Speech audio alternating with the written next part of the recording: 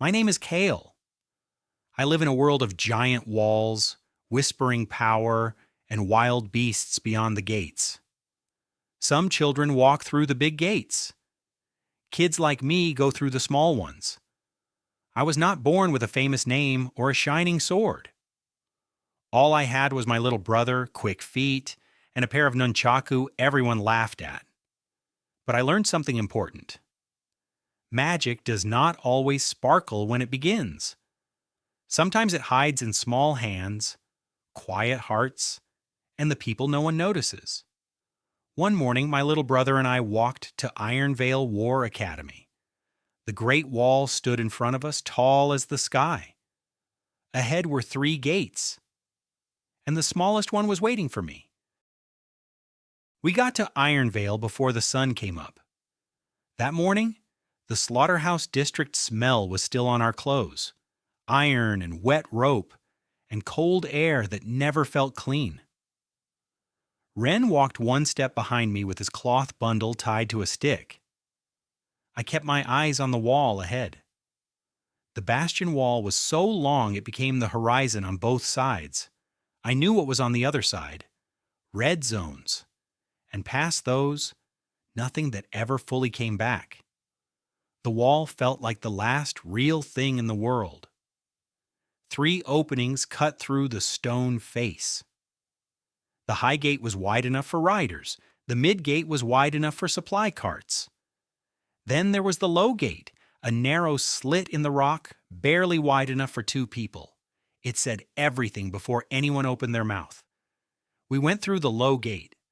Ironvale War Academy sat right against the inner face of the wall, like a sharpening stone bolted to the back of a blade. The founding clan, Clan Dornhall, the Wallmakers, built the wall and the academy both. Their crest flew above the high gate, layered fortress rings in gray and silver. This place was not here to teach, it was here to turn civilians into hunters, and hunters into something the wall could actually use. The sorting table was inside the first hall. Instructor Garen Vane ran it with a ledger and a device coiled at his belt. They called it a resonance scanner. It measured how much power a person had built up through palm contact. He was a wide man with a flat face and eyes that moved like he was counting things.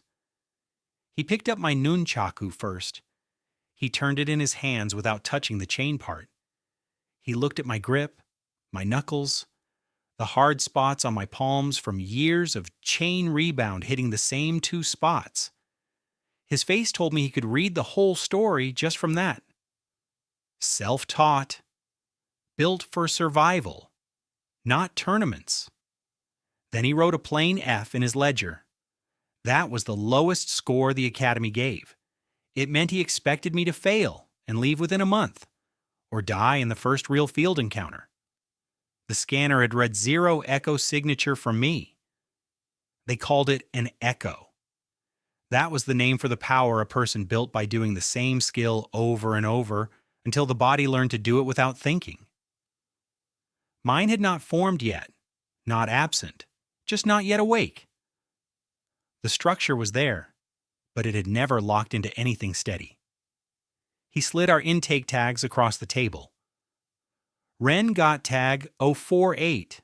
I got tag 047. The ink on my tag was still wet when we walked through. The intake scanner was a black stone pillar in the yard, with a copper ring at chest height.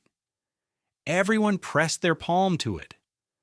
The scanner measured how much power you had built up, and it made different sounds for different levels. I watched the line ahead of me. Most cadets made it hum steady.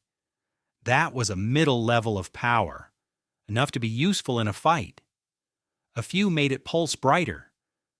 Then a noble boy near the front pressed his palm to it, and the scanner flared twice, loud and sharp.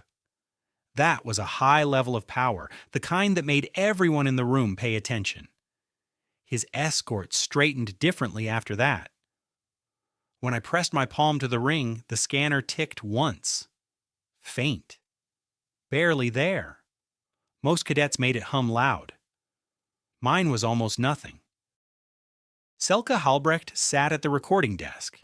She had a crest on her collar, a ledger book with a red quill, the mark of Clan Halbrecht. She wrote the result on one parchment, then copied it to a second parchment and folded that one into her coat without changing her face. She did not look up. She did not react at all. I saw the fold. That was enough to tell me my scan mattered more than the public record showed. People only fold paper away when they want to keep something private. The mess hall was loud at dinner. Brask Knoll sat beside me like he had already decided to. He had a split lip and a worn mace and a voice that carried without sounding like he was trying. Theriscade ate without talking and watched the room with a stillness that came from having something to protect. Ilse Varn moved through without greeting anyone. Davin sat at the high gate table with the posture of someone who expected the room to arrange itself around him. His sword rested against the bench with a grip smooth from years of real training. The academy had already placed him in the combat division. That was the top group. The cadets who trained for real fights. High gate cadets went there. Low gate cadets like me went to the basic division, the starting group, where new cadets waited to prove themselves. F-rank cadets were something else entirely. F meant the academy had admitted me on tolerance, not because they thought I had potential, because they had a slot, and I had a body. Ren talked too much at dinner. He was nervous. I could hear it in the way the words kept coming. He told Brask that the scanner had ticked differently for me, pulsed before settling instead of reading flat. He did not know what the difference meant. I did not either. But Davin heard it, and Nolan Ferrick, who stood half a step behind Davin, heard it too. That kind of information moved through Iron Veil the way blood moved through the body, quietly, and always toward somewhere. In the corridor outside the dorm wing, Davin passed close enough that I could hear him without him looking at me. He said the scanner did not change my rank, that F was still F, that the Nunchaku looked like a toy. He kept walking while he said it. He wanted the words heard, not his face seen. I watched him go. Davin knew what he had been told. I knew what the scanner had actually measured.